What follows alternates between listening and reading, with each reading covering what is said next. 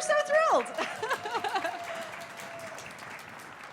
We're so thrilled that you all came to see us. We would do this regardless, like whether you came or not, but it's nice to have an audience. So thank you for coming. I keep shaking my phone and it's like, do you want to undo your typing? I'm like, no, I don't. Okay, whew. Okay. So for those of you who have never been to a Flutefest concert before, are there people here who have like never been to a Flutefest concert before? Yes, awesome.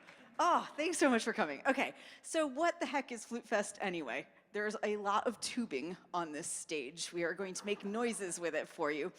Flutefest started way back with my friend Sarah Jane Ripa, who is a Wesleyan grad.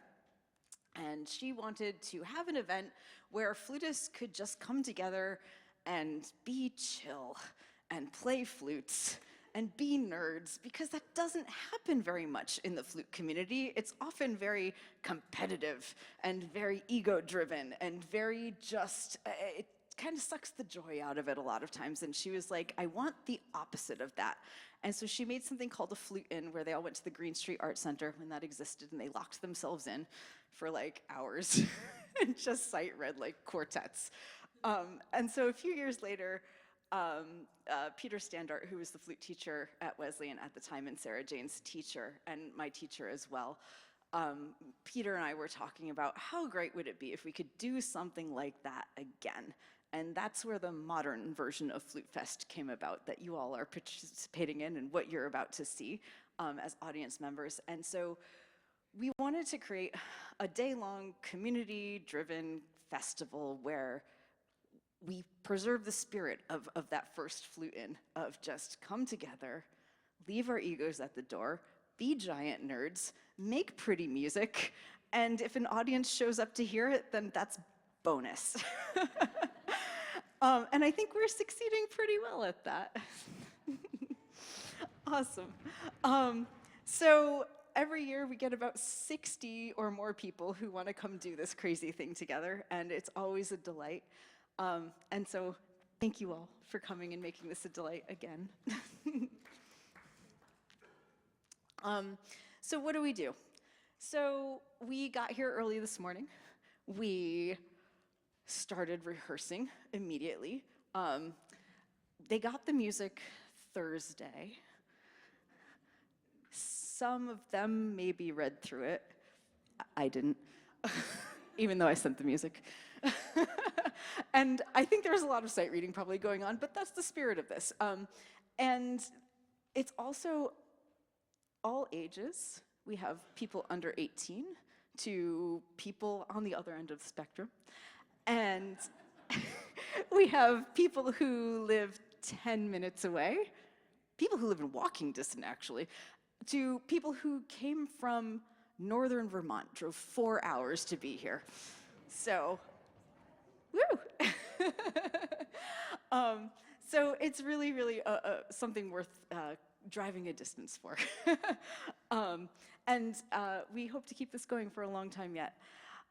So basically this is, we're not striving for perfection, we're striving for fun, we're striving for community, but I think when you hear the concert, you'll be very surprised at the quality of what we were able to put together in 4 hours of rehearsal just today, with only having seen the music, maybe not much, to maybe a couple days.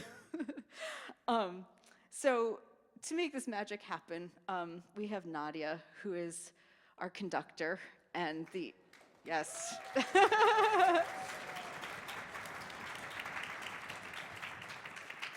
And Nadya is the orchestra professor here at Wesleyan and wears 17 billion other hats, all of which are very fashionable.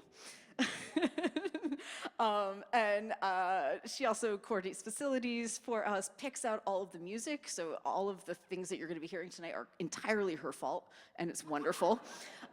She also buys us a lot of bananas, so we are very well fed. I'd also like to shout out Stacy Severn, who got us an astronaut for today. We have presenters come in for Flutefest, and it's kind of a nice break in the middle of the day from all the playing. We have people who will come and talk to us about various aspects of flute playing. Today we had astronaut Katie Coleman zooming in with us. We had a wonderful blues presentation. How do you make 60 very square flute players sound like blues musicians? Maria did that for us today. Thank you, Maria. We had a presenter talk about how to subdivide and keep your music sounding musical through the power of subdivision.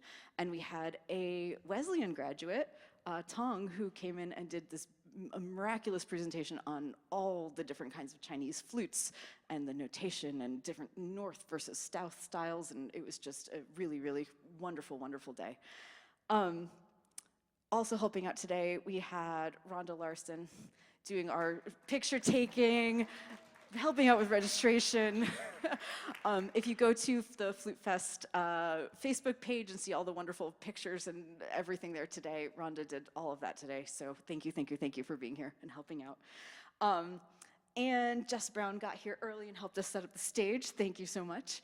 And all of you helped all throughout the day, because that's what this is, right? It's very much DIY, and I'm like, who can help move some chairs and stands? And people are just like there and moving furniture around, and it's just, it makes this day possible with so few people planning it, and it's because everyone comes here and they're just willing to jump in and help out and make the magic happen together. And I want to thank you all from the bottom of my heart, because this only exists because of you. So thank you guys. Oh. With that, I'm going to pass this over to Nadya, because you did not come here to hear me speak. Thank you, thank you. I purchase our snacks at Stop and Shop, and all cashiers are having a lot of fun just guessing, who am I buying 50 bananas for? They're like, whoa, that's a lot of bananas. What is it, a soccer team? I was like, no, guess again. You will never guess. What is it? No, it's 50 flute players, right? Yeah. Well, anyway, let me get my cheat sheet. We are going to start with the first movement of Haydn's Symphony number 104. It's his last of the 12 London symphonies. It premiered in 1795 and was a smashing success that season, and we also hope you will very much enjoy the piece. It starts with a couple of chords that alternate between tonic and dominant, and it's not quite certain what key are we in. Is it a happy song? Is it a scary song? Is it a sad song? What is it? You know, the intro is all very slow and gloomy, but then the the fast section of the movement will surprise you with a sunshiny D major. So have fun.